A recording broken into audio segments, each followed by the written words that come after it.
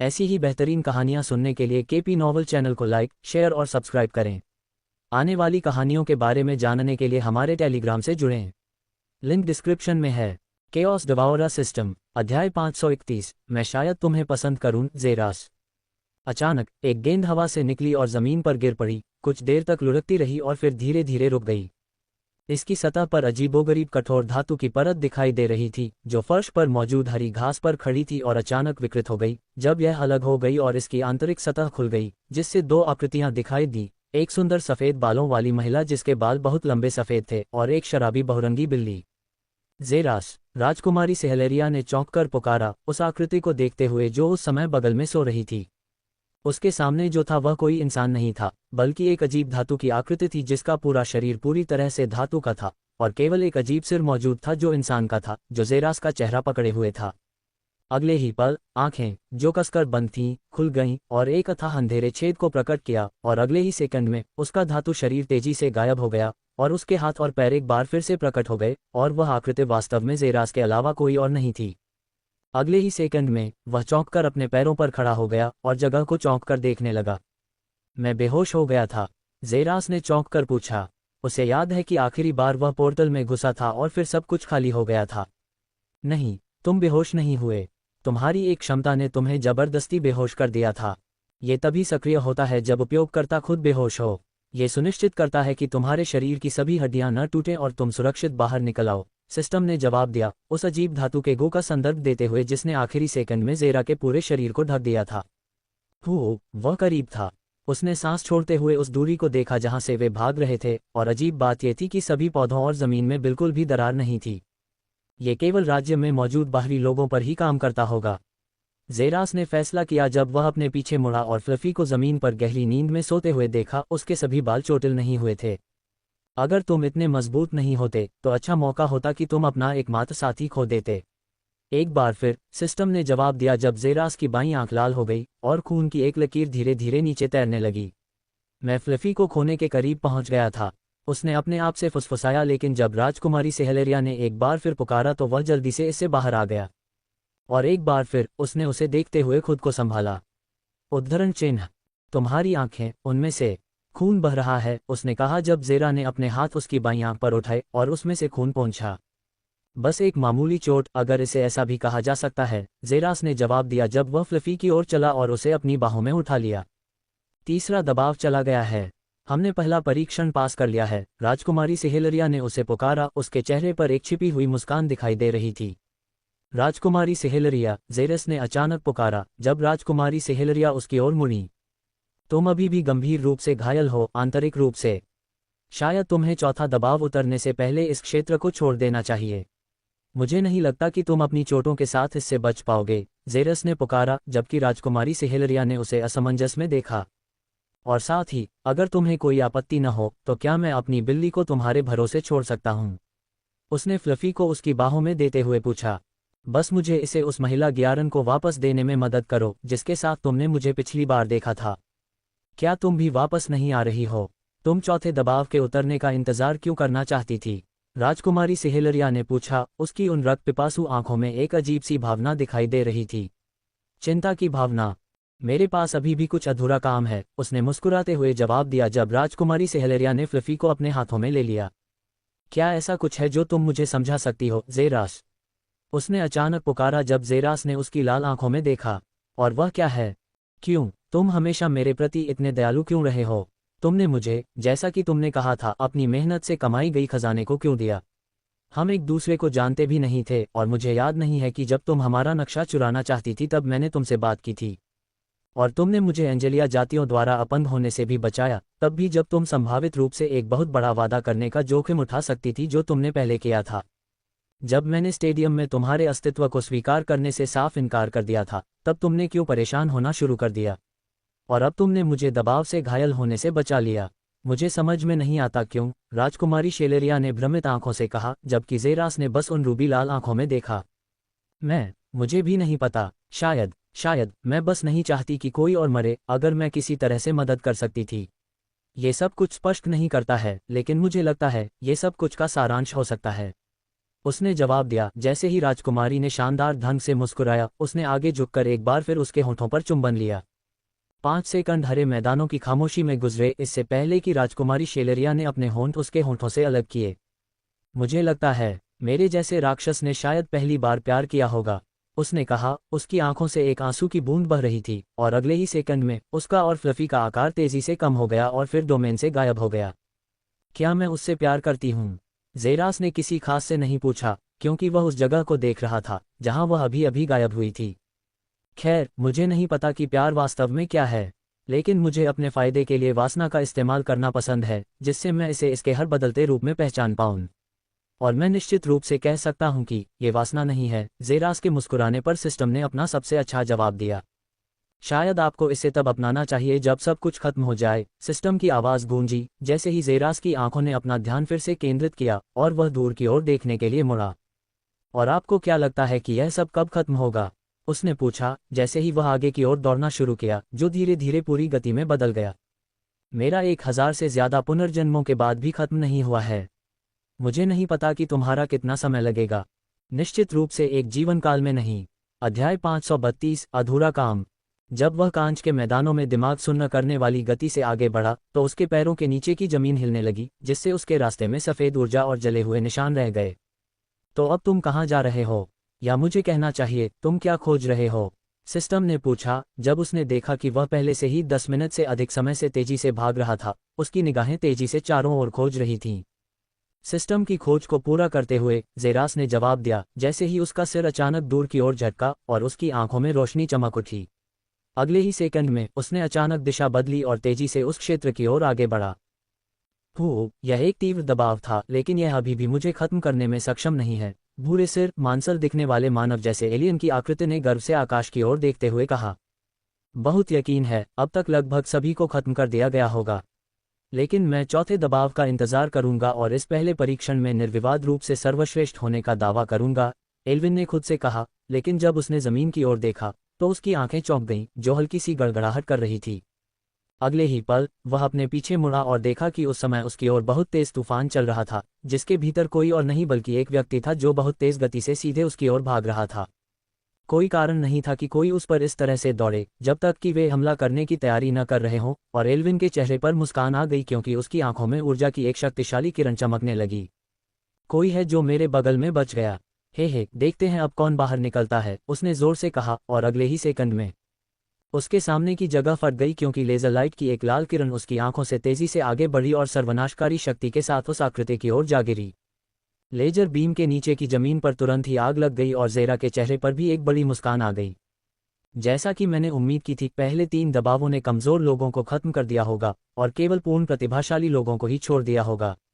तब सिस्टम की अन्य प्रतिभाशाली लोगों पर हावी होने की खोज की दिशा में बेहतर काम करने का सही समय है, ज़ेरास ने सोचा।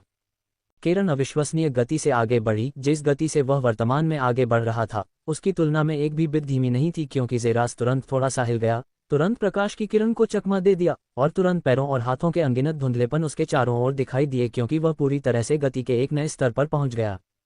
एल्विन की आंखों से लगभग सैकड़ों लेजर किरणें निकलीं, फिर भी उसका प्रतिद्वंद्वी अविश्वसनीय रूप से फुर्तीला था, उनमें से हर एक को चकमा देते हुए और भयानक गति से उसकी ओर बढ़ता हुआ। क्या बकवास है, एल्विन ने चौंक कर चिल्लाया, क्योंकि वह एक और किरण को शूट करने के लिए तैयार था, लेकिन ज़ेरास उसके चेहरे के ठीक सामने प्रकट हुआ। नमस्ते, ज़ेरास ने अभिवादन किया, लेकिन 2 किरणें तुरंत उसके चेहरे की ओर लहराने लगीं। उसने अपना सिर जमीन पर टिकाया और अपने हाथों को ऊपर की ओर बढ़ाया और एल्विन के चेहरे को जोर से पकड़ लिया। इसके बाद 2 आकृतियों की आवाज़ आई जो तेजी से विशाल पहाड़ को चीरती हुई जा रही थी। जैसे ही ज़ेरास ने अपने शरीर को पहाड़ पर पटक दिया, उसे घसीटते हुए पहाड़ के ऊपर ले गया, लेकिन उसका चेहरा बदल गया जब एल्विन ने अचानक अपनी हथेली को अपने पेट पर उठाया और फिर काबूम! ज़ेरा के पेट में एक बल लगा, जिससे वह तोप के गोले की तरह पीछे की ओर उड़ गया। जैसे ही एल्विन ने तेजी से अपने पैरों को किनारे की ओर टैप किया, उसका सिर पहाड़ की ओर से दूर हो गया और वह सीधे जमीन पर गिर गया। तुरंत वह अपने पैरों पर वापस लुढ़क गया, क्योंकि उसके माथे पर अचानक तीसरी आंख खुल गई। उसके बाद सभी आंखों से निकलने वाली लेजर लाल ऊर्जा की एक विशाल अंतहीन किरण ज़ेरास की ओर आगे की ओर बढ़ रही थी, जो पहले से ही उसकी ओर वापस भाग रहा था। ज़ेरास के पैरों के नीचे की जमीन धंस गई, क्योंकि उसने अपने पैरों को जमीन पर पटक दिया और जमीन में धंस गया, जिसे एल्विन ने तुरंत जला दिया, जिसने भूमिगत रूप से उसकी गतिविधि का बारीकी से पालन किया, बार बार अपने लेजर बीम को शूट किया। लेकिन फिर भी वह नहीं रह सका क्योंकि जेरास उसके पीछे जमीन से कूद गया और उसके सिर के पीछे की ओर एक मुक्का मारा। बिजली की तरह तेज रिफ्लेक्स के साथ एल्विन ने एक तरफ मुड़कर मुक्का पकड़ा। उसके चेहरे पर एक चालाक मुस्कान थी जो जेरस से कह रही थी, पकड़ा। लेकिन जेरस ने जरा भी परवाह नहीं की और तुरंत दूसरा मुक्का मारा, लेकिन वह भी एल्विन द्वारा पकड़ लिया गया। क्या तुम्हारे हाथ पहले कभी आग से जले हैं, प्यारे लड़के? एल्विन ने पूछा क्योंकि लेजर बीम तुरंत उसकी हथेलियों से निकली और तुरंत भुना हुआ मांस की आवाज हवा में फैल गई क्योंकि जेरस के हाथ खून से लाल हो गए और उसकी त्वचा धीरे धीरे छीलने लगी। क्या तुम्हारे सिर पर पहले कभी वार किया गया है? जेरस ने पूछा क्योंकि एल्विन ने जल्दी से अपना सिर एक तरफ घुमाया, लेकिन एक किक तेजी से उस दिशा में पहुंची जहां उसने अपना सिर चकमा दिया और फिर लात अविश्वसनीय शक्ति के साथ तेजी से लगी क्योंकि उसका शरीर एक तरफ एक रगडॉल की तरह उछल गया और उसने पहाड़ पर अपना सिर पटकने से पहले 2 बार जमीन को चूमा। आखिरकार उसने अपनी ढलान रोक ली। लेकिन यह इसका अंत नहीं था, क्योंकि उसने आसमान में एक आकृति को महसूस किया जिसका पैर तेजी से उसके चेहरे की ओर बढ़ रहा था। फिर भी उसकी आंखों से 3 अविश्वसनीय लेजर किरणें निकलीं, लेकिन जेरास के पैरों ने इसे चीर दिया, जिसने जलन को अनदेखा कर दिया और अचानक उसके पैरों पर एक स्केल जल उठा और एल्विन के माथे पर मौजूद आंख की पुतली से टकराया। इसके बाद अचानक जमीन पर एक अमिट खाई दिखाई दी, जैसे जेरास धीरे से किनारे की ओर तैरता हुआ जमीन पर गिरा। आप उसकी खोपड़ी को तोड़ पाते, उससे पहले ही उसे बाहर भेज दिया गया। फिर भी उसने बहुत संघर्ष किया, सिस्टम ने उससे कहा और जेरास ने दूरी में भागना जारी रखने से पहले कंधे उचका दिए। और 10 मिनट तक दौड़ने के बाद वह जल्द ही आकृतियों के एक और समूह के संपर्क में आया, एक ऐसा समूह जिसने जेरास की मुस्कान को उसके कानों तक फैला दिया। कितना संयोग है। अध्याय 533, एक संकरी गली में दुश्मन। ये पिछले 2 से ज्यादा मुश्किल था, लेकिन हम बच गए। आवाज किसी और की नहीं बल्कि एक सुंदर सफेद बालों वाले युवक की थी जिसके पीछे 4 बड़े पंख थे। उसके बगल में एंजेलिया जाति के 3 और विशेषज्ञ थे जो अपने खड़े होने पर झुके हुए थे, जो चौथे दबाव का सामना करने के उनके संघर्ष का संकेत था। हमने अपने 4 लोगों को खो दिया है, लेकिन हमने कुल 15 दुष्ट प्रतिभाओं को भी समाप्त कर दिया है। मैं कहूंगा कि यह एक योग्य सौदा है, हेड्स ने खुद से कहा, अपने पीछे मुड़कर एंजेलिया जाति के 3 लोगों को देखने के लिए जो अभी भी जमीन पर झुके हुए थे, अभी तक इसे दूर करने के लिए हाथ हिलाए नहीं थे। लेकिन उनके रुख को देखते हुए कोई यह बता सकता था कि वे पहले ही थक चुके थे। मेरी सूची में हमारे पास अभी भी लगभग 5 दुष्ट प्रतिभाएं हैं जो निस्संदेह तीसरे दबाव से बचने में सक्षम होंगे। हमारा काम अभी पूरा नहीं हुआ है, हेड्स ने कहा, लेकिन उसकी आंखों में चमक आ गई जब उसने दूर से एक आकृति को धीरे धीरे आगे बढ़ते देखा। चट चट चट, कितना महान मिशन, ये शब्द दूर से गूंजा जब तीनों एंजेलिया जो अभी भी झुकी हुई थीं, कांपती हुई टांगों के बीच बलपूर्वक खड़ी हो गईं और धीरे धीरे आकृति और भी प्रमुख हो गई। ये फिर से तुम हो, तुम तीसरे दबाव से भी बच गए, हेड्स ने थोड़े आश्चर्य के साथ कहा जब जेरास ने एक भौं उठाई। बच गए? उसने पूछा और एंजेलिया जातियों के विशेषज्ञ केवल चुप रह सके। उनके पास चलने की उसकी हरकत उस तरह नहीं थी जैसे कोई व्यक्ति किसी चीज से बचने के लिए संघर्ष करता है। मुझे लगता है कि हम पहले ही अलग हो चुके हैं और प्रत्येक समूह ने अपने रास्ते पर जाने का फैसला किया है। तुम फिर से क्या चाहते हो? हेड्स ने इस बार अपनी आंखों में जलन और जल्दबाजी के साथ पूछा। उसे महान सेराफिम से खुद एक महान मिशन सौंपा गया था। उसके पास किसी ऐसे व्यक्ति से बहस करने का समय नहीं था जो कोलोसल डिवोआरर जैसी बुराई से दोस्ती करता है। उसके द्वारा भस्म होने की उसकी नियति पहले ही तय हो चुकी है। बिल्कुल इसके विपरीत, आप देखिए, मुझे भी यह महान मिशन दिया गया था, एक महत्वपूर्ण इकाई से, ठीक आपके महान सेराफिम की तरह। जेरास ने अपनी सैर जारी रखते हुए कहा।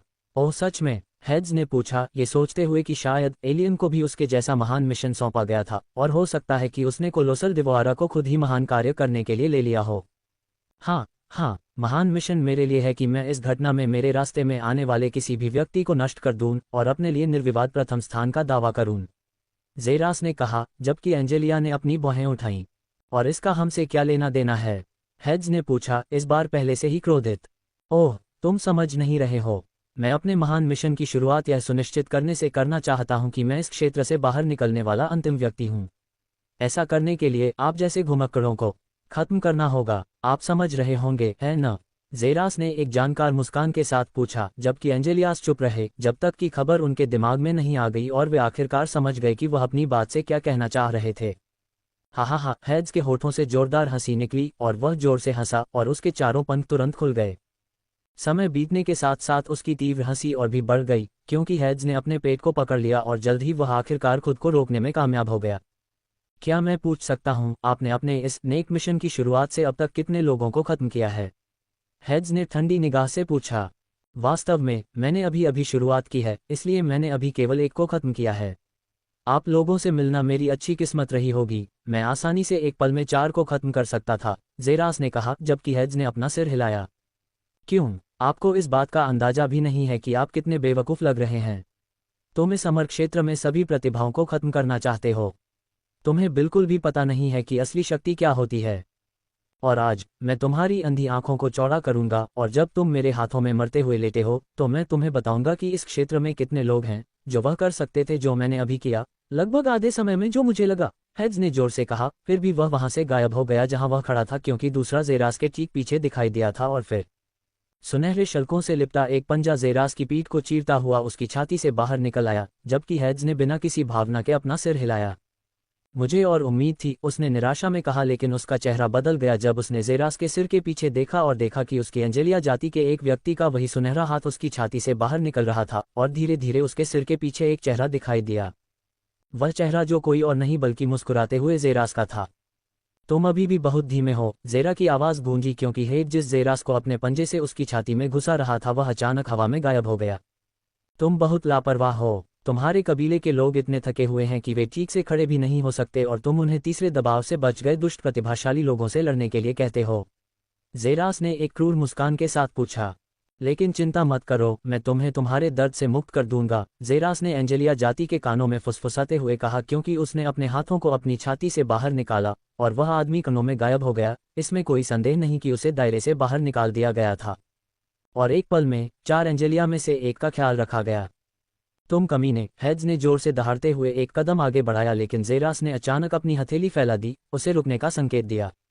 मैं तुम्हें कुछ दिलचस्प दिखाना चाहता हूँ, ज़ेरास ने उससे कहा, जबकि एंजेलिया रेस के विशेषज्ञ जो उसके बगल में थे उसे सदमे में देख रहे थे। उन्हें कोई अंदाजा नहीं था कि वह उनके ही एक के पीछे कैसे आ गया था और कैसे उसने जल्दी से उसका ख्याल भी रखा था, और उन्होंने आगे बढ़ने से इनकार कर दिया क्योंकि वे अच्छी तरह से जानते थे कि यह व्यर्थ था। वे पहले से ही थक चुके थे, और मुझे इसकी परवाह क्यों करनी चाहिए? हेड्स ने पूछा, अपनी गति जारी रखने के लिए तैयार था, लेकिन वह जल्द ही रुक गया क्योंकि उसने एक विसंगति देखी। अध्याय 534। जीनियस एक दूसरे को सबक सिखाते हैं। तुम सब उससे दूर क्यों नहीं जा रहे हो? हेड्स ने गुस्से में अपने गुर्गों से पूछा, आश्चर्य करते हुए कि वे अभी तक उसके पीछे क्यों नहीं आए। फिर भी वे सभी अपनी जगह पर स्थिर रहे, बिना हिले। टस्क टस्क टस्क, कितना निराशाजनक है। तुम्हें क्यों लगता है कि उन्हें तुम्हारी बात सुननी चाहिए, हेड्स? क्या यह इसलिए नहीं है क्योंकि उन्होंने तुम पर भरोसा किया है? भरोसा कि तुम हमेशा सही रहोगे, कि तुम हमेशा वहां रहोगे? ज़ेरास ने पूछा जब वह एंजेलिया में से एक की ओर चला गया, जो उससे दूर भागे बिना बस खड़ी रही और उसने विरोध करने का कोई संकेत नहीं दिखाया। उन्होंने देखा कि उनके अपने जहर में डूबे रहे और धीरे धीरे मरते रहे, फिर भी तुमने कुछ नहीं किया और लड़ाई जारी रखी। उन्होंने देखा कि तीसरा दबाव कैसे उतरा, जिससे उनकी बची हुई थोड़ी सी ऊर्जा भी चली गई। वे बस यही चाहते थे कि वे सभी की तरह ही परीक्षण पास कर लें, और वे पहले ही ऐसा कर चुके थे। फिर भी तुमने उनसे लड़ते रहने का अनुरोध किया, जबकि तुम देख सकते हो कि उनमें कोई ऊर्जा नहीं बची है। तुम्हें उनकी परवाह नहीं है, हेड्स, तुम्हें सिर्फ अपने ईश्वर त्याग मिशन की परवाह है, अपने खूनी महान भलाई के लिए। और अब जब उन्हें उम्मीद थी कि तुम मुझे रोकोगे, तो उन्होंने तुम्हें असफल होते देखा और इसके बजाय उनमें से एक को खत्म कर दिया गया। लेकिन क्या मैंने उन्हें खत्म भी किया? बेशक तुमने किया। नहीं, अगर मैंने किया होता तो वे अब मेरे साथ खड़े नहीं होते। मैंने उन्हें मुक्त कर दिया। वे पहले ही एक अच्छी लड़ाई लड़ चुके थे और अपना लक्ष्य हासिल कर चुके थे। उन्होंने तुम्हें अपनी क्षमता के अनुसार सर्वश्रेष्ठ दिया था, और अब वे मुक्त होने के हकदार थे। मैंने यही किया और यही वे चाहते थे। मुझे परवाह थी और तुम्हें नहीं। ज़ेरास ने कहा कि उसका दाहिना हाथ पंजे में बदल गया और उसने एंजेलिया जाति के हाथ पर वार किया, जो पंजे के गिरने से पहले ही गायब हो गया, और जब वह चला गया तो वह मन की शांति और हल्की मुस्कान के साथ चला गया। कुछ ऐसा जिसने हेड्स को उसकी हड्डियों तक झकझोर दिया। सिर्फ इसलिए कि तुम इतने मजबूत हो, इसका मतलब यह नहीं है कि हर कोई तुम्हारे जैसा है।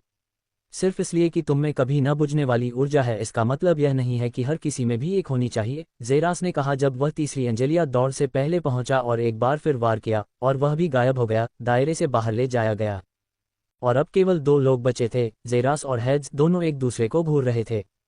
मैं तुम्हारा सबक समझता हूँ, हो सकता है कि मैं उनकी इच्छाओं के प्रति थोड़ा असावधान रहा हूँ और शायद अपने मिशन पर बहुत ज़्यादा ध्यान केंद्रित कर लिया हो, इतना ज़्यादा कि मैं भूल गया कि उनका क्या उद्देश्य था, हेड्स ने ज़ेरास को एक नई रोशनी से देखते हुए कहा। ऐसा लगता है कि कम से कम युवा को सबक तो मिल ही सकता है। लेकिन मेरे पास तुम्हारे लिए एक सवाल है, हेड्स ने अचानक पूछा क्योंकि वह अपने उन्मादी और बेपरवाह आभा को पुनः प्राप्त कर रहा था।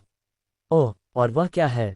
मुझे इस बात की परवाह क्यों करनी चाहिए कि मेरे गुर्गे क्या चाहते हैं, जब मैं खुद अपनी सेना हूँ?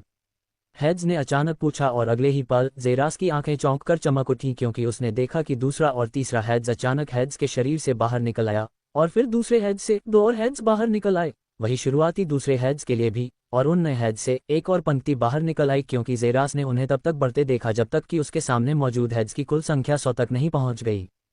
अगले ही पल हेड्स ने अपने सिर में स्थानिक अंगूठी पर टैप किया क्योंकि कुल 100 तलवारें अचानक हवा में दिखाई दी, जिनमें से प्रत्येक सैकड़ों हेड्स के हाथों में आकर रुक गई।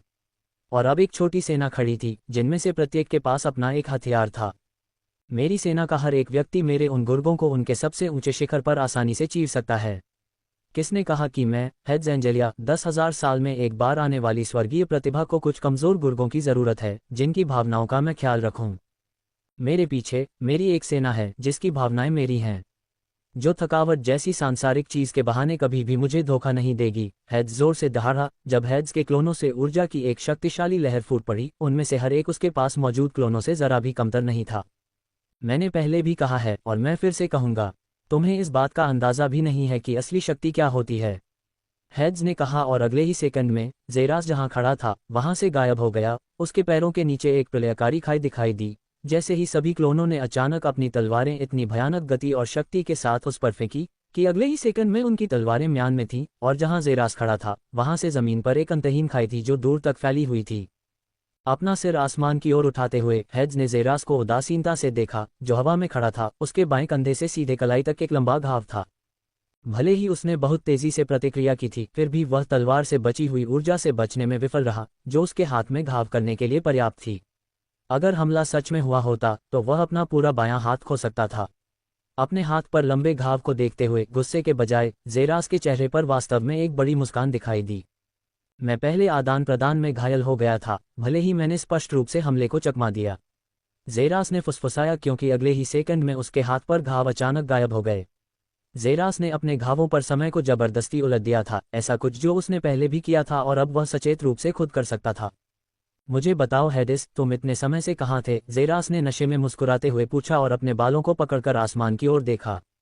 अगले ही सेकंड में उसकी शर्ट के जलने के कारण उसके ऊपरी शरीर पर अचानक तराजू दिखाई देने लगे, जिससे एक अलौकिक शरीर दिखाई दिया जो बहुरंगी तराजू में रंगा हुआ था, जो किनारे पर एक शांत लहर की तरह धीरे धीरे लहराने लगा। बहुत समय हो गया है जब से मैंने ऐसा महसूस किया है, ज़ेरास ने खुद से सोचा जब हेडिस ने अपने 4 पंख फैलाए और अपनी सेनाओं के साथ आकाश में उड़ गया, जो तुरंत उसके पास उठ खड़ी हुई, और फिर उसने अपनी तलवार ज़ेरास पर तान दी और उसकी सेना तुरंत उसकी ओर उड़ चली। और इसका परिणाम एक विनाशकारी युद्ध था जिसने एक अमर साम्राज्य को लगभग नष्ट कर दिया। अध्याय 535, हजारों वर्षों में एक विलक्षण प्रतिभा के साथ युद्ध। एकल इकाई होने के परिणामस्वरूप पूर्ण नियंत्रण का तालमेल। ये वही था जो हेड्स को सही ढंग से वर्णित कर सकता था, क्योंकि सैकड़ों लोग ज़ेरास को घेर लेते थे इससे पहले कि वे सभी युद्ध की मुद्रा में आ जाते, और विनाशकारी गति से वे ज़ेरास की ओर आगे बढ़ते, जो चारों ओर से फंसा हुआ प्रतीत होता था। हर क्रिया ठीक से समन्वित थी, उनकी तलवार खींचने और उसे म्यान में वापस करने की गति। प्रत्येक ब्लेड ज़ेरास की ओर बढ़ रहा था और उसके शरीर के सबसे घातक क्षेत्र की ओर बढ़ रहा था, जो उसके सिर, गर्दन और छाती के आधे हिस्से के अलावा और कुछ नहीं था। अंतरिक्ष को काट दिया गया क्योंकि सभी ब्लेड की रोशनी ज़ेरास पर सर्वनाशकारी शक्ति से वार कर रही थी, जिसने पूरे आसपास के अंतरिक्ष को ढहा दिया, जिससे स्थानिक टुकड़े निकल रहे थे। और संकुचित आंखों के साथ हेड्स और उसकी सेनाएं सीधी खड़ी थीं, सभी के चेहरों पर एक ही संदिग्ध भाव था। उसने खुद देखा था कि ज़ेरास ने उस हमले को रोकने के लिए कुछ नहीं किया था, और वे स्पष्ट रूप से बिना किसी बाधा के उसके शरीर पर टूट पड़े थे। ये जश्न मनाने का कारण था, लेकिन हेड्स अच्छी तरह से जानता था, चाहे कोई कितना भी कमज़ोर क्यों न हो, वे तुरंत इस तरह के घातक हमले से बचने की कोशिश करेंगे। धीरे धीरे जगह खाली हो गई और ज़ेरास के अलावा कोई नहीं दिखाई दिया जो वहीं खड़ा था, लेकिन अभी उसका हाथ फैला हुआ था और उसकी एक उंगली पर, जो विशेष रूप से फैली हुई थी, एक सुनहरी गेंद थी जिसमें सैकड़ों अजीब सुनहरी ब्लेड लाइटें थीं। असंभव, हेड्स ने चौंक कर जोर से सोचा क्योंकि उसने अस्तित्व में आने और जाने वाली छोटी ब्लेड लाइटों को देखा। तुम मेरे हमले को रोकने में सक्षम थे, लेकिन कैसे? हेड्स ने ज़ेरास के शरीर को देखते हुए पूछा, और अभी देखा, लाल खून उसके तराजू से टपकता हुआ देखा जा सकता था, जो बता रहा था कि तलवारें उस पर टकराई थीं। लेकिन अब वह एक गेंद को कैसे पकड़े हुए था, जिसमें निस्संदेह उसके ब्लेड लाइट्स हैं, जिन्हें कुछ सेकंड पहले ही काट दिया गया था। जब वे मुझ पर वार करते हैं और मेरे शरीर में प्रवेश करते हैं तो वे हमेशा के लिए मेरे हो जाते हैं। ज़ेरास ने पूछा और अगले ही सेकंड में उसके होंठ हिल गए। एंजेलिया स्टार तलवार कला का पीछा कर रहा है, पहली कला, रिलीज। ज़ेरास ने घोषणा की और अगले ही सेकंड में काबूम, उसके चारों ओर का स्थान ढह गया, आंशिक रूप से 100 की सेना के तेजी से पीछे की ओर भागने के कारण और ब्लेड लाइट की सुनहरी गेंद के अचानक निकलने के कारण भी, क्योंकि हेड्स और उसकी सेना विस्फोट से हिंसक रूप से पीछे की ओर उछली और अलग अलग क्षेत्रों में दुर्घटनाग्रस्त हो गई।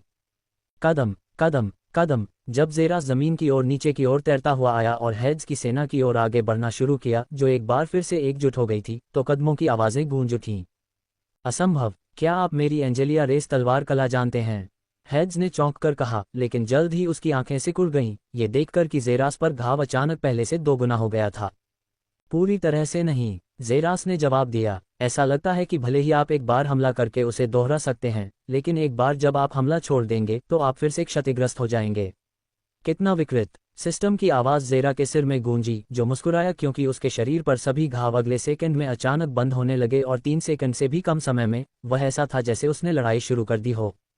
ऐसा लगता है कि मुझे अभी भी बहुत कुछ सीखना है, ज़ेरास ने बड़बड़ाया क्योंकि उसके सामने की जगह अचानक मुड़ गई और अगले सेकंड में वह खाली जगह पर चला गया और उसके हाथ सीधे हेड्स में से एक के चेहरे पर आ गए और अगले सेकंड में ज़ेरास ने उसके हाथों से तलवारें छीन लीं और फिर ज़ेरास ने अविश्वसनीय गति से 3 बार आगे बढ़ते हुए हेड्स की तलवार को उसके सिर, दिल और पेट में घुसा दिया, फिर उसे छोड़ दिया क्योंकि वह उसके पैरों के नीचे गिर गया था, लेकिन जल्द ही कांच की तरह बिखर गया और अंतरिक्ष के शून्य में पिघल गया। आप अपने क्लोन के बीच भी स्विच कर सकते हैं।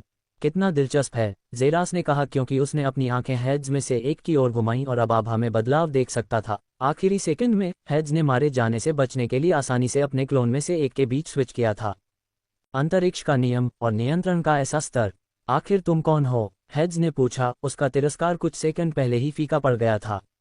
उसके सामने की आकृति स्पष्ट रूप से एंजेलिया की दौड़ विशेषज्ञ नहीं होने के बावजूद उसकी तकनीक को दोहराने में सक्षम थी और साथ ही समझने में बहुत कठिन अंतरिक्ष कानून को नियंत्रित करने में भी सक्षम थी, इतना कि वह आसानी से अंतरिक्ष के ताने बाने को चीर सकता था और बहुत आसानी से उससे बाहर भी निकल सकता था।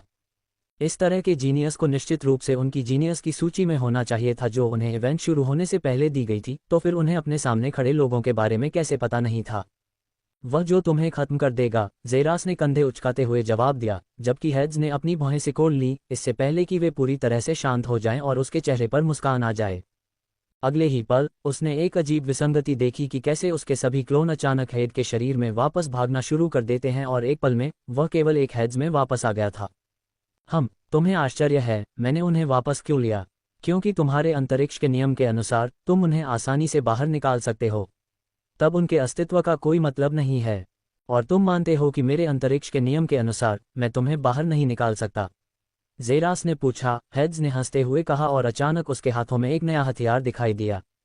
और आश्चर्य की बात नहीं है, ये वास्तव में एक तलवार थी, लेकिन यह निश्चित रूप से एक अलग प्रकार की थी और इसे बेहतर ढंग से कटाना कहा जा सकता था। मैं अनुमान लगा रहा हूं कि तुमने मेरी जाति की तलवार कला का उपयोग इसलिए किया क्योंकि तुमने इसे कॉपी किया था जब वे तुम पर इस्तेमाल की गई थी, जैसा कि तुमने कहा, हेड्स ने जोर से कहा। आखिरकार ज़ेरास का क्या मतलब था जब उसने कहा कि तलवार कला उसके शरीर में प्रवेश करने के बाद उसकी हो गई? और तुमने अंतरिक्ष कानून को भी एक निपुण स्तर तक सीख लिया है। मैंने तुम्हें एक प्रतिद्वंद्वी के योग्य पाया है। मुझे उम्मीद है कि तुम मुझे निराश नहीं करोगे। अध्याय 536, एक महान ग्रेड कला को उजागर करना। आपको मेरी चिंता करने की जरूरत नहीं है, ज़ेरास ने एक दृढ़ स्वर में उत्तर दिया, जबकि हेड्स मुस्कुराया और अचानक उसने अपनी आंखें बंद कर लीं, बिल्कुल चुप रहा। उसके लंबे सफ़ेद बालों को उसके चारों ओर लहराते हुए उसके बाएं हाथ ने उसकी म्यान वाली तलवार को एक तरफ पकड़ रखा था। युद्ध के बीच में सो रहे हो? नहीं, ज़ेरास ने खुद से सोचा, क्योंकि उसने हेड्स की आभा को धीरे धीरे लुप्त होते हुए देखा। धीरे धीरे पूरा क्षेत्र शांत हो गया, एक ऐसा मौन जिसने ज़ेरास को अपनी रीढ़ में एक अजीब सी झुंझुनी महसूस कराई। उसका अपना शरीर उसे तीव्र खतरे की चेतावनी दे रहा था, और भले ही उसे तुरंत हेड्स को रोकना चाहिए था, लेकिन उसने कोई हरकत नहीं की और इसके बजाय ध्यान से देखता रहा।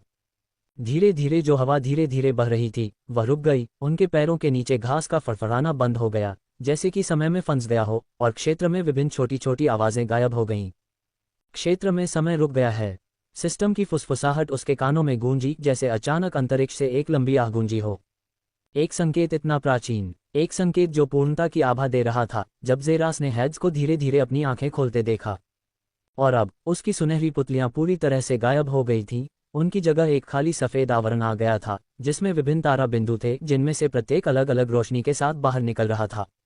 मैंने निर्वाण की आधी सीढ़ियां तय कर ली हैं, नश्वर की पहुंच से परे नक्षत्रों को छुआ है, हेड्स ने अचानक कहा। जेरास की आंखें सिकुड़ गईं, उसकी आवाज में किसी भी भावना की कमी को देखते हुए।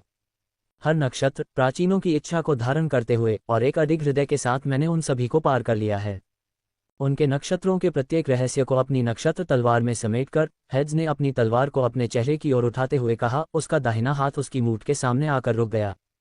और अब मैं नक्षत्रों के ज्ञान पर प्रकाश डालूंगा, इसलिए अपनी आंखें चौड़ी करो युवा, और गहराई से देखो। हेड्स ने जोर से फुसफुसाया क्योंकि उसका हाथ आखिरकार मूठ को पकड़ गया।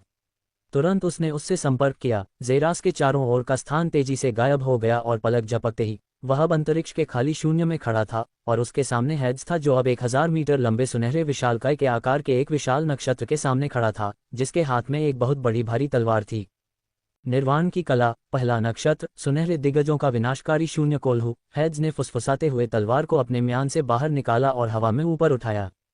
एकदम सही तालमेल में गोल्डन एस्ट्रल जायंट ने अपनी भारी तलवार को ऊपर उठाने से पहले अपनी आंखें जेरास की ओर घुमाईं और फिर स्लैश। हेड्स ने अपने कटाना से जेरास की ओर नीचे की ओर वार किया और हेड्स की तरह ही जायंट ने जेरास की ओर नीचे की ओर वार किया। एक विशाल तलवार इतनी शक्ति के साथ उसके सिर की ओर नीचे की ओर कट रही थी। पूरी दुनिया रुक गई थी क्योंकि हजारों पाउंड का दबाव जेरास पर सीधे गिर रहा था, जो कि तीसरे दबाव से कम नहीं था जो कि दायरे में उतरा था, क्योंकि तलवारों से भारी मात्रा में सुनहरी लपटें फूट रही थीं जो जेरास की पूरी दृष्टि को कवर कर रही थीं। ये शक्ति, जेरास ने चौंक कर सोचा क्योंकि उसने देखा कि उसके ऊपर क्या मंडरा रहा था, जैसे कि एक विशाल गिलोटिन। ये लीजेंडरी ग्रेड तकनीक की शक्ति है। उस तलवार की शक्ति एक ब्रह्मांड रैंक के समान है, शायद इससे परे, सिस्टम ने कहा जैसे ही जेरास का सदमा पूरी तरह से गायब हो गया और उसकी जगह एक पागल करने वाली इच्छा ने ले ली। ऐसी शक्ति पर विजय पाने की इच्छा, और केवल एक ही चीज ऐसी तीव्र इच्छा को संतुष्ट कर सकती है। लाओ, जेरास दहाड़कर बोला क्योंकि उसके नीचे का स्थान तुरंत ही उड़ गया और एक विशाल ब्लैक होल बन गया जैसे ही जेरास तलवारों की ओर भयानक गति से आगे बढ़ा। उसका शरीर उग्र लाल लपटों के साथ फट गया क्योंकि अंतरिक्ष उसके लिए एक उपद्रव से ज्यादा कुछ नहीं बन गया। उसके गुजरने से ही टुकड़े टुकड़े हो गया और अचानक खून हवा में फैल गया, लपटों से जल गया क्योंकि उसके कंधे से चार और हाथ फट गए। दहाड़, एक आदिम टाइटन की तरह एक पागल जानवर की दहाड़ के साथ जेरस तलवार के चारों ओर विशाल सुनहरी लपटों के बीच से ऊपर उठा और फिर अपनी दोनों 6 भुजाओं को फैलाकर उन्हें विशाल तलवार से टकरा दिया। धमाका, पूरी दुनिया खत्म होती दिख रही थी क्योंकि एक विशाल लहर भयानक गति से बाहर की ओर उठी और तलवार अचानक अपनी गति में रुक गई, लेकिन ये केवल 1 मिलीसेकंड के लिए था और अगले सेकंड में ये तुरंत अपने रास्ते पर आगे बढ़ गई और जेरस को नीचे धकेल दिया, जिसकी आंखें सदमे से चमक उठी जबकि उसके दांत कसकर कस गए। दर्द की कराह अब और नहीं छिप सकती थी क्योंकि उसका हाथ दुगना बड़ा हो गया था, इससे पहले कि उसकी नसें उसकी धातु जैसी दिखने वाली भुजा से बाहर निकलने लगीं। हर सेकंड तलवार नीचे की ओर खिसकती हुई उसकी गर्दन के पीछे की ओर बढ़ती हुई। इसमें कोई संदेह नहीं कि अगर ऐसा होता तो वह उसे चीर देती क्योंकि जेरास की आंखों में पागलपन की झलक दिखाई देती। हे, एक शैतानी हंसी के साथ तलवार की गति धीमी होने के साथ ही एक बार फिर से उसकी 6 भुजाओं को पकड़ते हुए उसकी भुजाओं से 6 भुजाएं निकल आईं, लेकिन ये यहीं समाप्त नहीं हुआ क्योंकि उसने हाथों के एक और समूह को बुलाया और एक और, जब तक कि कुल 25 भुजाएं उसके शरीर से निकलकर तलवारों को पकड़ नहीं गईं, फिर भी उसे नीचे धकेला जा रहा था।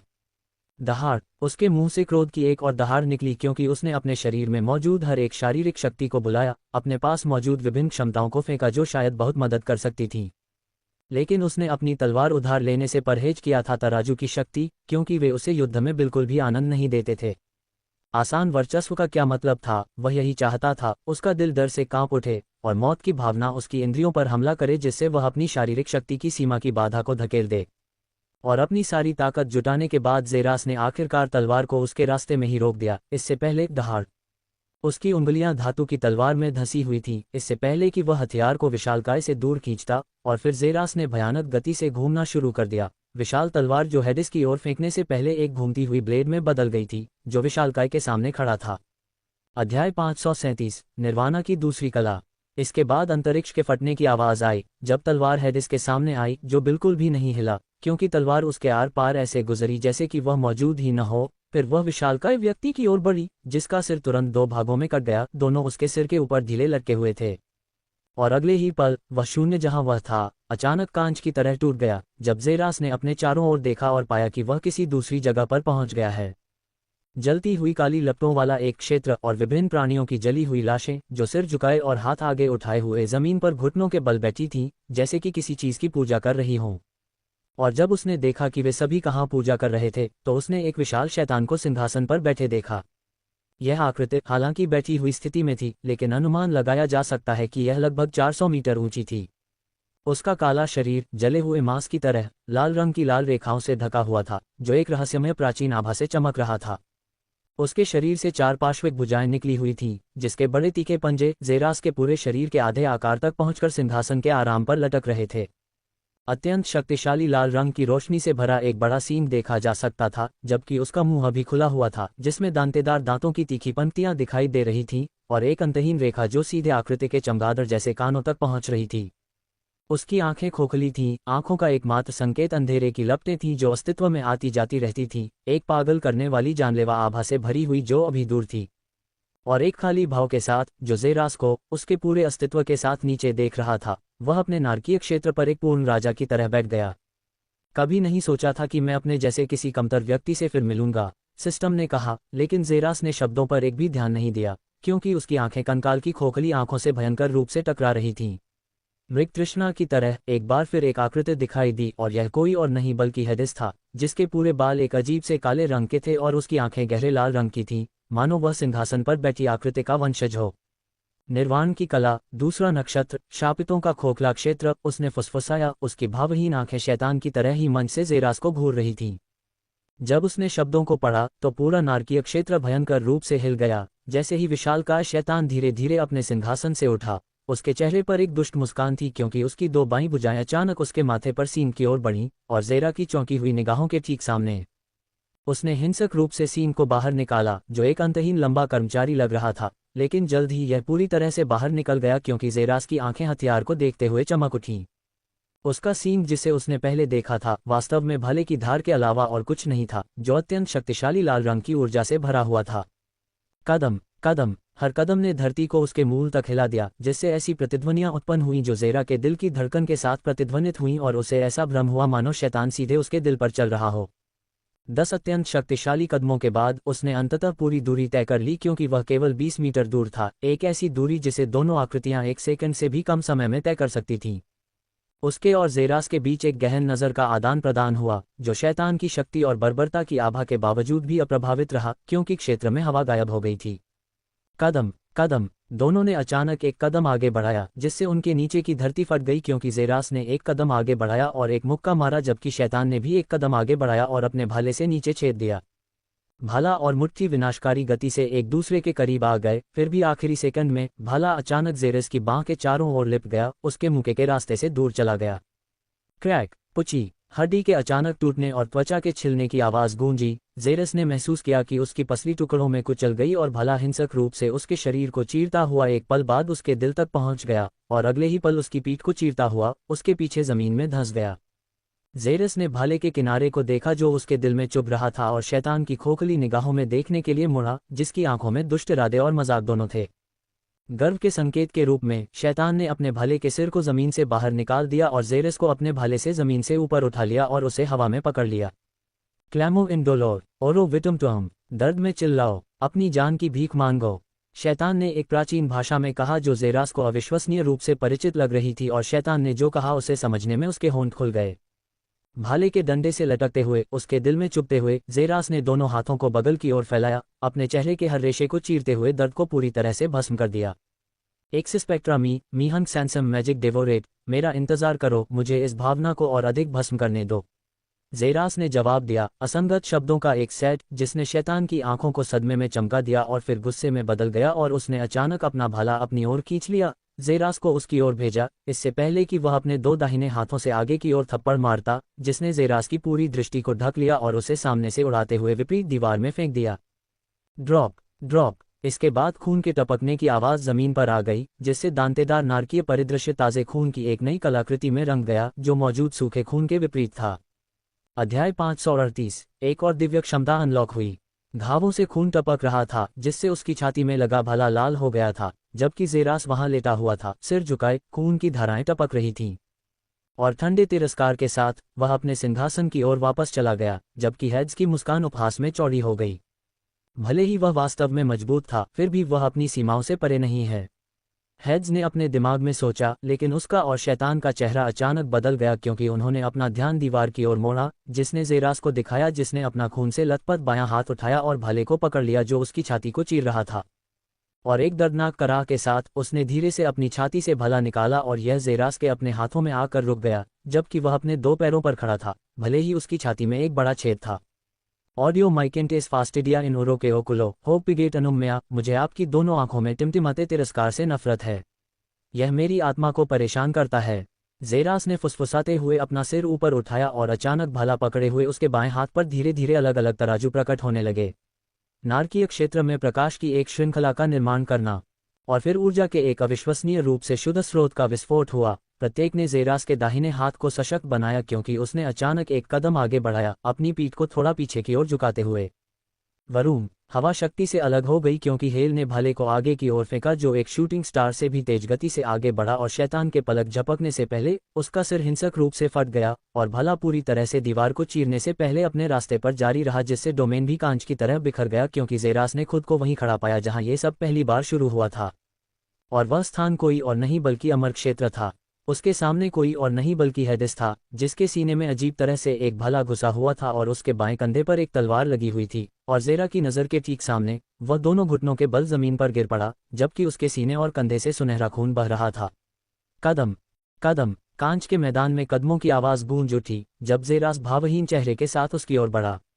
मैं पहले कभी नहीं हारा हूं, हेडिस फुसफुसाया। हालांकि ज़ेरास ने इसे क्षेत्र की खामोशी के बीच साफ सुना था। जमीन पर सुनहरा खून लगा हुआ था। उसे एंजेलिया जाति की निषिद्ध कला का सामना करना पड़ा, एक ऐसी कला जो अपने प्रतिद्वंद्वी को निर्वाण के 3 द्वारों से गुजरती है और उन्हें एक ऐसी शक्ति पर विजय पाने के लिए मजबूर करती है जो उनकी क्षमता से परे है। इस तकनीक से लक्षित कोई भी व्यक्ति निश्चित मृत्यु का सामना करेगा, लेकिन अगर वे किसी तरह चुनौतियों को जीतने में सक्षम थे तो जो व्यक्ति प्रतिक्रिया का सामना करेगा वह कोई और नहीं बल्कि कला का कलाकार होगा। हेड्स ने पहले 2 भागों का अभ्यास किया था और उसने उन दोनों को ज़ेरास पर डाला था। दुर्भाग्य से ज़ेरा ने दोनों चुनौतियों को हरा दिया था और अब वह बिना किसी पूर्व बचाव के तकनीक के पूर्ण प्रकोप का सामना करने वाला था। वह पूरी तरह से ऊर्जा से रहित हो चुका था और अब उसकी हार पहले से ही निश्चित थी। और यह वास्तव में पहली बार था जब उसने एक सच्ची लड़ाई हारी थी। ज़ेरा के सफ़ेद बाल हवा में लहरा रहे थे और उसकी आंखों में 2 अजीबोगरीब चित्रण चमक रहे थे, जो कोई और नहीं बल्कि एस्ट्रल जायंट और हेलिश डेविल थे। तुमने वास्तव में मेरी आंखें खोल दी हैं कि सच्ची शक्ति क्या है।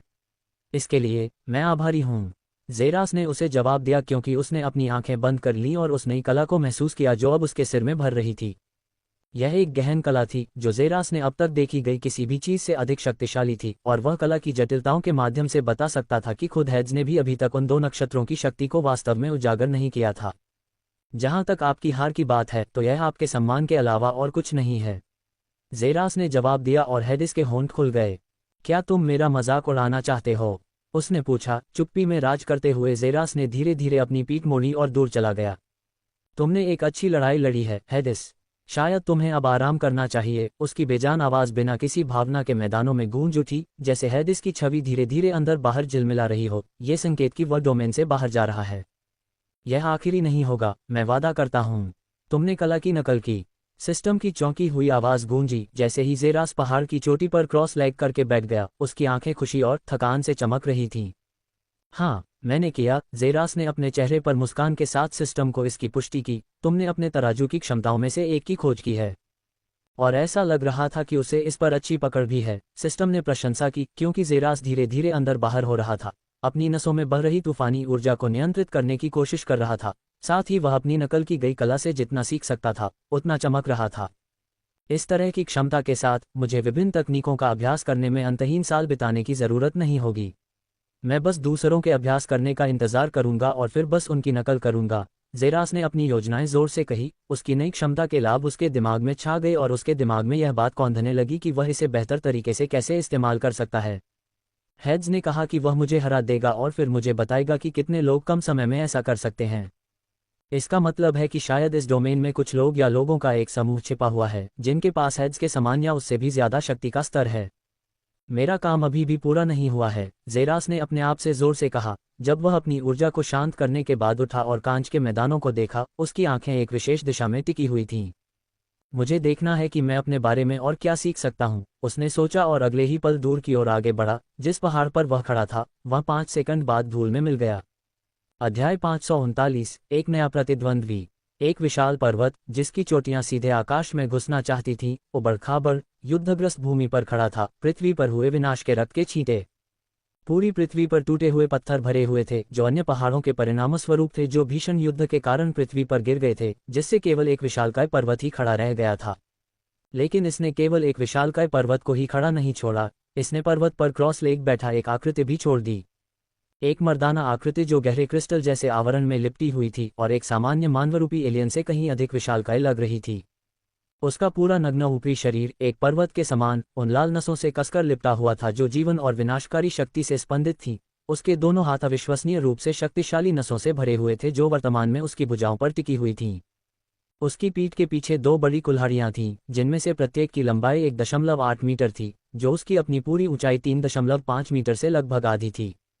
हवा ने उसके लाल बालों को बुरी तरह से उड़ा दिया और उसकी आंखें कसकर बंद थीं, उसमें से सांस लेने का एक भी संकेत नहीं था, लगभग एक सामान्य से ज्यादा नींद में सोए हुए व्यक्ति की तरह। लेकिन जल्द ही वे आंखें खुल गईं और उनमें चमकता हुआ लाल रंग दिखाई दिया, क्योंकि आकृति ने अपनी आंखें एक खास दूरी की ओर घुमाई जहां स्थानिक टुकड़ों और धूल का एक तूफान सीधे उसकी ओर बढ़ता हुआ देखा जा सकता था। उसके मुंह से सफेद हवा निकली और उसकी लाल आंखें हजारों भावनाओं की रोशनी से चमक उठी, इससे पहले कि वह धीरे धीरे अपनी बैठी हुई स्थिति से उठे। एक और जो मरने आया है, उसने उसी उदासीन भाव के साथ कहा, इससे पहले कि वह अचानक जहां वह खड़ा था वहां से गायब हो गया। और फिर धमाका, पहाड़ के सामने की जमीन अचानक धंस गई, जैसे कोई व्यक्ति उसमें घुस गया हो और उसके अंदर 2 मीटर का गड्ढा खोद दिया हो। फिर वह उछलकर गड्ढे के सामने जमीन पर गिर पड़ा। उसकी आंखें 30 मीटर दूर देख रही थीं, जहां एक और आकृति खड़ी दिखाई दे रही थी। एक छोटी सी सफेद बालों वाली आकृति जिसके मांसल ऊपरी शरीर पर अलग अलग रंग के तराजू थे और एक आकाशीय नीला हजारों सितारों की रोशनी को देख रहा था। मैं 50 किलोमीटर दूर से ही तुम्हारी लड़ाई की मंशा को समझ सकता हूं। तुम्हारी चुनौती को स्वीकार करना मेरे लिए काफी है। ये शब्द एक टाइटन की तरह लग रहे थे जो अपनी पूरी शक्ति के साथ दहाड़ रहा था। उसके मुंह से निकले जब ज़ेरास ने अपने सामने की आकृति को देखा। वह अपने मांसल शरीर को ढंकने वाली लाल नसों को महसूस कर सकता था, जो एक अलौकिक शक्ति की भावना से लहरा रही थी, और उसकी आंखें एक चमकीले रंग से चमक उठीं।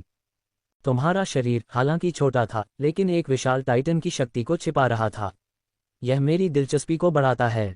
मैं जानना चाहता हूं, इसकी सीमा क्या है? ज़ेरास ने गंभीर भाव से कहा और धीरे धीरे अरेन ने अपने हाथ पीछे की ओर बढ़ाए। उसकी 2 कुल्हाड़ियां एक क्रूर ठंडी रीढ़ को कंपा देने वाली हत्या के इरादे से चमक रही थीं, जो उसकी बड़ी पकड़ के सामने आकर रुक गईं।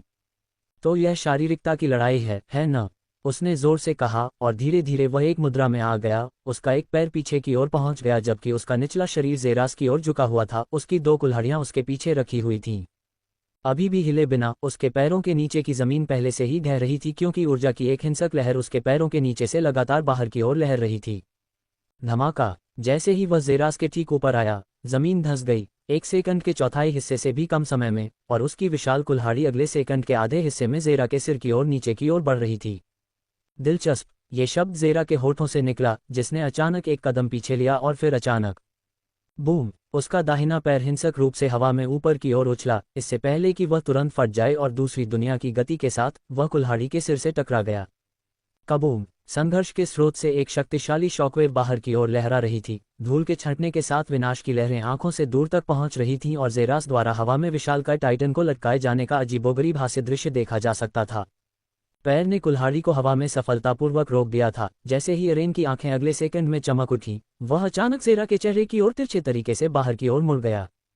पूरा स्थान 2 भागों में विभाजित हो गया, क्योंकि कुल्हाड़ी तेजी से ज़ेरास की ओर तेजी से चमकी और उसका सिर चीरना चाहती थी। यह एक विनाशकारी तेज हमला था, जिसने केवल 2 हमलों के साथ युद्ध को आसानी से समाप्त कर दिया, जिससे अरेन की खुद की युद्ध कौशल का पता चला। उनकी लड़ाई की कला कम से कम समय में मारना था। यह न केवल जोस की युद्ध कला का उनका सच्चा सार था, बल्कि उनकी असली नस्लीय विशेषता भी थी। हर चाल, या तो मारने का दिखावा या सीधे तौर पर जानलेवा हमला। अपने प्रतिद्वंद्वी को अपनी पूरी क्षमता से भारी नुकसान पहुंचाने की हर चाल। अपनी पहली चाल से इसने ज़ेरा की गतिशीलता को बंद कर दिया था, क्योंकि ज़ेरास भले ही उसकी कुल्हाड़ी को रोक सकता था, लेकिन उसके उठे हुए पैर ऐसा करते थे कि अरेन के शरीर के हर दूसरे हिस्से को हिलने डुलने के लिए बेकार कर दिया जाता था, या कुल्हाड़ी उसके प्रतिद्वंद्वी के पैर को 2 टुकड़ों में काट देती। और अपनी दूसरी कुल्हाड़ी से इसने तुरंत उसके चेहरे को काट दिया, जिससे लड़ाई तुरंत खत्म हो गई। दुर्भाग्य से इसने अभी भी अपने प्रतिद्वंद्वी को कम आंका था, क्योंकि जेरास ने अचानक अपनी गर्दन घुमाई और कुल्हाड़ी का सामना करने के लिए अपना मुंह खोला। मुट्ठी कसना, धमाका, स्टील के स्टील से टकराने की एक गूंज सुनाई दी जब जेरास ने कुल्हाड़ी के सिर पर अपने दांत गड़ाए और उसे वहीं रोक दिया, जबकि उसकी आकाशीय नीली आंखें एक दूसरे के पागलपन के साथ चमक उठीं जब उसने अरेन को देखा, जिसके चेहरे पर अविश्वास का भाव था। दोनों एक ही बंद स्थिति में खड़े थे, जैसे हवा उनके बालों को धीरे धीरे हिला रही थी। उन्होंने एक दूसरे को सफलतापूर्वक बांध लिया था। अरेन ने अपना हथियार वापस लेने से इनकार कर दिया, क्योंकि इसका मतलब उसकी हार होगी, जबकि जेरास ने पीछे हटने की हिम्मत नहीं की, अन्यथा वह कुल्हाड़ी से चीर दिया जाएगा। अध्याय 540, एक बार फिर अराजकता का भक्षक। इसलिए ये शक्ति की प्रतियोगिता में बदल गया, जहां उनमें से प्रत्येक ने अपने विरोधियों को शारीरिक रूप से परास्त करने की पूरी कोशिश की, और तब असली क्रूर शक्ति की शुरुआत हुई। जेरा के पैरों के नीचे की जमीन लगातार कोबरे में लिपटी हुई थी, क्योंकि अरेन ने अपने पूरे शरीर का वजन दबाया। उसकी आंखों में भयानक दिखने वाली नसें चमक रही थीं और उसके माथे पर उभर आई थीं। फिर भी उसने अपनी पूरी शारीरिक शक्ति के साथ हमला किया, कुल्हाड़ी को जोर से काटते हुए ये सुनिश्चित करने के लिए कि यह उसके चेहरे को चीर न दे, साथ ही कुल्हाड़ी का विरोध करने के लिए अपनी पूरी शारीरिक शक्ति भी लगा दी। अचानक आसमान काला हो गया और जेरा का चेहरा पूरी तरह बदल गया। चौथा दबाव, उसने जोर से सोचा, और अगले ही सेकंड में अरेन का वजन अचानक चौगुन हो गया, दोनों पर पड़ने वाले भारी दबाव की वजह से। फिर धमाका, जेरा जमीन पर धंस गया, उसके नीचे एक बड़ी खाई बन गई और वह तेजी से अंधेरे में गायब हो गया। उसके पीछे अरेन भी था। अचानक हवा में मुड़ते हुए उसने जोर से खाली जगह पर अपना पैर पटका, दीवार की तरफ भागा, जबकि उसका शरीर जहां था वहीं अकड़कर खड़ा था। और यही काम अरेन ने भी किया, जो विपरीत दीवार के सामने आकर रुक गया। अपने पैरों की तरफ देखते हुए उसने देखा कि उसके एक पैर का अंगूठा कट गया था, और उसके चेहरे पर एक मुस्कान आ गई। ऐसा लगता है कि तुमने पहला आदान प्रदान जीत लिया है, उसने अरेन से कहा, जिसकी लाल आंखें तिरस्कार में चमक रही थीं। मैंने नहीं जीता, लड़ाई में एक बाहरी ताकत ने हस्तक्षेप किया था, हालांकि अगर ऐसा नहीं होता तो मैं फिर भी जीत जाता, उसने घोषणा की। फिर भी यह एक निराशाजनक आदान प्रदान था। मैं तुम्हें भौतिकता की लड़ाई का अपना मतलब बताता हूँ, जेरास ने कहा, क्योंकि उसके पीछे की दीवार हजारों दरारों में घिरी हुई थी और अगले ही सेकंड में वह अरेन के सामने प्रकट हुआ। उसके हाथ अचानक पीछे की ओर झटके से मुड़े, जैसे एक सॉकेट तीव्र सुनहरी रोशनी के साथ चमकता हुआ दिखाई दिया। फिर धमाका, एक विनाशकारी विस्फोट हुआ जब जेरा ने अरेन के सिर की ओर मुक्का मारा, जिसने भी जवाब में अपनी कुल्हाड़ी को काट दिया। दोनों हमले एक दूसरे पर आधे रास्ते में ही टकराए, लेकिन ये केवल शुरुआत थी, क्योंकि जेरा ने अविश्वसनीय गति से मुक्का मारना शुरू कर दिया।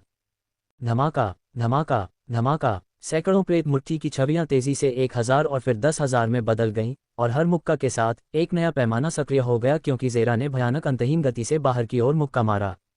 उन दोनों के सामने का स्थान पूरी तरह से आसपास की विनाशकारी ऊर्जा के कारण एक छोटे से ब्लैक होल में घिरा हुआ था। हर मुक्के के साथ अरेन के दिमाग में एक नया विचार जोर से और स्पष्ट रूप से गूंजने लगा। उसके प्रतिद्वंद्वी की ताकत बढ़ती जा रही थी, हर बार उसके हथियार की धातु से होकर सीधे उसके अस्तित्व के केंद्र में गूंज रहा था, और धीरे धीरे उसके काले क्रिस्टलीय शरीर पर उसकी लाल नसें भी विनाशकारी ऊर्जा के साथ धड़कने लगी, क्योंकि एक गहरा लाल रंग उसकी कुल्हाड़ी के हर हिस्से को ढकने लगा, और तुरंत उसकी कुल्हाड़ी अनगिनत विभाजित छवियों में बदल गई। हे, जेरा के होठों से एक शैतानी चटकने की आवाज निकली जब उसने बेपरवाही से मुक्का मारा। कुल्हाड़ी से हर टक्कर से उसके शरीर पर खून के छींटे बरस रहे थे, क्योंकि कुल्हाड़ी उसकी मुट्ठी पर जोर से लगी, धीरे धीरे उसे दूर कर रही थी, लेकिन दर्द ने उसे और अधिक चाहने पर मजबूर कर दिया। यही वह है जो मुझे सच में पसंद है, युद्ध में दर्द महसूस करना। ये दुनिया का सबसे अच्छा एहसास है, जेरा ने और अधिक पाने की पागल प्यास के साथ घोषणा की, क्योंकि एक काली गैस धीरे धीरे उसकी आंखों के किनारे से फैलने लगी। और अरेन ने देखा कि अचानक उसके प्रतिद्वंद्वी के शरीर से एक काली आभा निकलने लगी, एक काले रंग का स्केल जो उसकी छाती के लगभग हर हिस्से को ढक रहा था, धीरे धीरे एक राक्षसी रोशनी के साथ धड़कने लगा, जैसे जेरा की मुस्कान उसके कानों तक फैल गई और वह एक सच्चे शैतान की तरह चिल्लाने लगा, यहाँ तक कि उसकी मुट्ठी पर लगा खून उसके शरीर पर बरसने लगा। अचानक धमाका, धमाका, दोनों मुट्ठियां कुल्हाड़ी से टकराईं, इस बार उन्हें अरेन की छाती पर जोर से धकेला और फिर काबोम, उसके प्रतिद्वंद्वी ने अचानक अपना पैर नीचे की ओर घुमाया, सीधे उसके तीसरे पैर पर मारा, और उसने तुरंत हमले को रोकने के लिए अपना घुटना ऊपर उठाया। धमाका, हमले से बची हुई ऊर्जा अरेन को रसातल से बाहर और सीधे आकाश में भेजने के लिए पर्याप्त थी, क्योंकि उसका पैर तुरंत जमीन पर टकराया, लेकिन अगले ही सेकंड में जब उसने दोनों कुल्हाड़ियों को अपने सामने रखा तो हवा में जोरदार सीटी बज उठी, एक और शक्तिशाली प्रतिध्वनि गूंजी, जैसे एक मुक्का उसकी छाती पर जोर से लगा, जिससे वह एक बार फिर उड़ गया। उसके पैरों ने जमीन में एक विशाल खाई खोद दी और अरेन के पैरों के नीचे धरती का एक छोटा सा पहाड़ बन गया, क्योंकि उसने आखिरकार खुद को रोक लिया। कदम कदम कदम। जब ज़ेरा धीरे धीरे उसकी ओर बढ़ा तो कदमों की आवाज़ सुनाई दी। उसके सफ़ेद बालों के किनारों पर कालेपन के अवशेष थे और उसकी आंखें अब अंधेरे के घूमते हुए रसातल में वापस चली गई थीं। अब तुम अराजकता भक्षक जीन का उपयोग कर रहे हो, सिस्टम ने उसके दिमाग में कहा, और कोई भी गर्व से भरी खुशी सुन सकता था, क्योंकि ज़ेरा अचानक हिलने लगा। लाल तराजू ने धीरे धीरे उसके शरीर पर हर एक तराजू की जगह ले ली और उसके हाथ तेजी से एक विशाल पंजे में बदल गए जो अविश्वसनीय रूप से शक्तिशाली लाल रंग की रोशनी से भरा हुआ था। उसके पैर बदल गए, भेड़िए जैसे बन गए। जैसे जैसे उसकी ऊंचाई बढ़ती गई वह सीधे 4 मीटर की ऊंचाई तक पहुंच गया, जो खुद अरेन से भी ऊंचा था। और फिर अपनी पीठ के पीछे से उसकी सबसे निचली रीढ़ की हड्डी से उसकी रीढ़ की हड्डी से बाहर की ओर लंबी कांटेदार पूंछ फट गई। जैसे वह अपने प्रतिद्वंद्वी की ओर आगे बढ़ा, एक तीव्र द्वेषपूर्ण और जानलेवा आभा उसके अंदर से ज्वार की लहर की तरह बाहर निकली और वे खुद अरेन पर भयानक गति से टूट पड़े, जिसने अनजाने में एक कदम पीछे ले लिया। यह आभा, उसने चौंक कर जोर से सोचा जब उसने शैतान को धीरे धीरे आगे बढ़ते देखा। उसके पीछे उसके सफ़ेद बाल लहरा रहे थे। तुम किस दुष्ट जाति से हो? उसने चौंक कर पूछा जब उसने ज़ेरा को चौंक कर देखा। वह भी दुष्ट जातियों में से एक था, लेकिन उसने कभी भी उस राक्षसी रूप जैसी दुष्ट जाति के बारे में नहीं सुना था जिसमें ज़ेरा अभी अभी बदली थी। उनमें से सबसे श्रेष्ठ। ज़ेरा ने घोषणा की कि वह अचानक भयानक गति से आगे बढ़ा। एक पंजा अविश्वसनीय रूप से शक्तिशाली गति के साथ बाहर की ओर फट गया। काबूम।